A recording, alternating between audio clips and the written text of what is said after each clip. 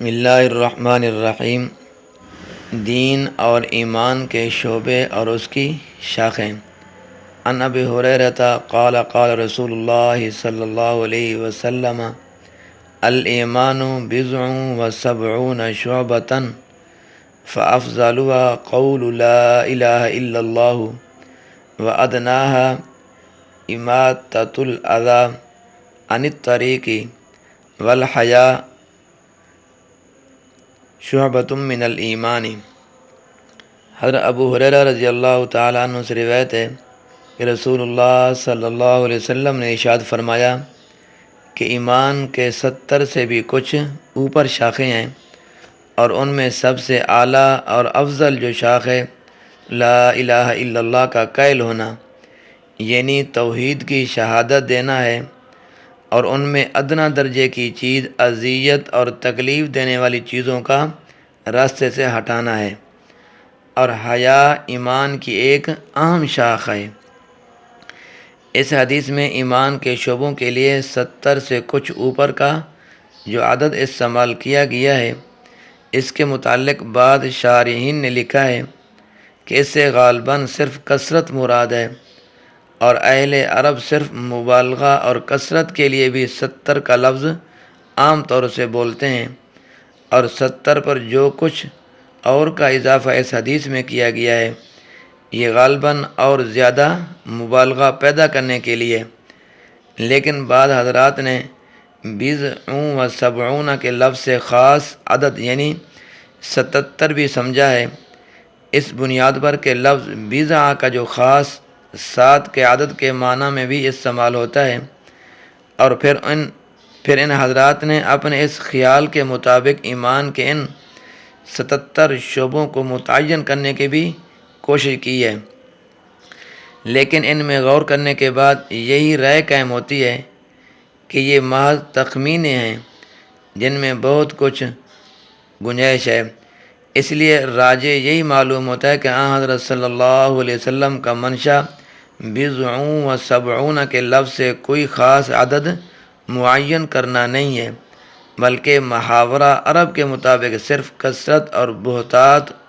بہتات مراد ہے۔ مطلب یہ ہے کہ ایمان کے بہت زیادہ شعبے ہیں، اور ایک قرینہ اس کا یہ بھی ہے کہ اگر بضع و سبعون سے آپ کا مطلب کوئی معین عدد نہیں ہوتا تو پھر آپ اس ابہام اور اجمال پر اکتفا نہ فرماتے بلکہ ان کی تفصیل بھی فرماتے، جیسا کہ اور مقام کا تقاضا تھا۔ ایمان کے شعبوں سے مراد تمام اعمال اور اخلاق اور ظاہری اور باطنی وہ سب احوال ہیں جو کسی دل میں ایمان کے آ جانے کے بعد اس کے نتیجہ اور ثمرہ کے طور پر اس میں پیدا ہو جاتے ہیں۔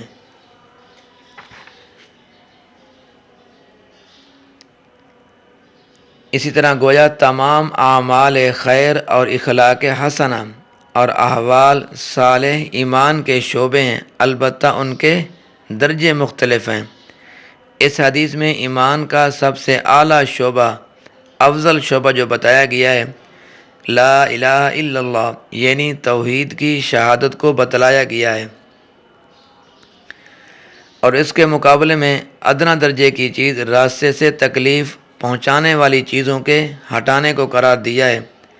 اب ان کے درمیان جس قدر بھی امور خیر کا تصور کیا جا سکتا ہے وہ سب ایمان کے شعبے اور اس کی شاخیں ہیں، خواہ ان کا تعلق حقوق اللہ سے ہو یا حقوق العباد سے،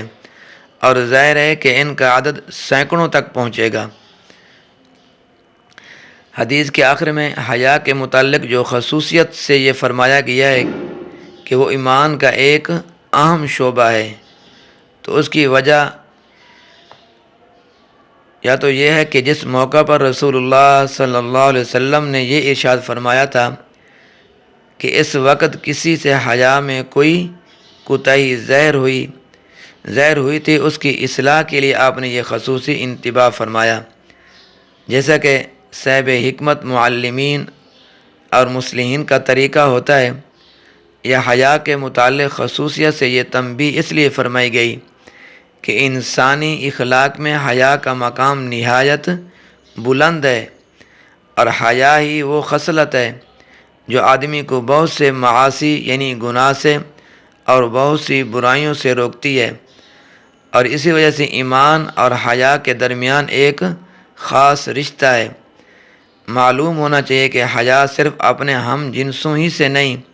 کی جاتی، بلکہ سب سے زیادہ جس کی حیا ہم کو ہونی چاہیے وہ ہمارا خالق اور پروردگار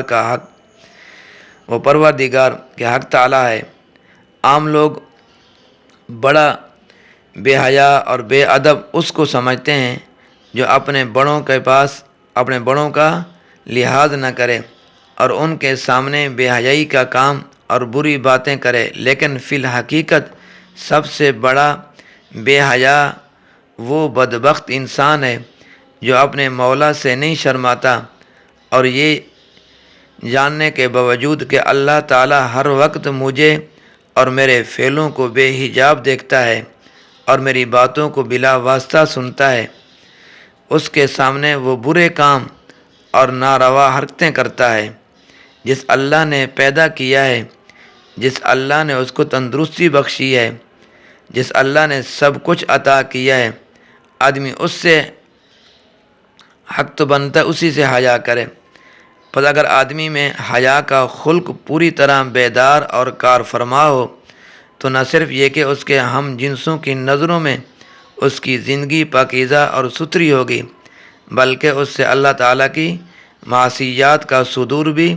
بہت کم ہوگا۔ ایک جامع ترمذی میں روایت ہے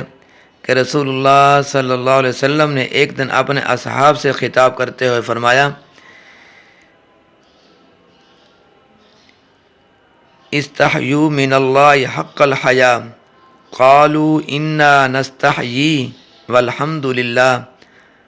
فقال لیس ذلک ولکن الاستحیاء من اللہ حق الحیا ان تحفظ الرأس وما حوا والبطن وما وعا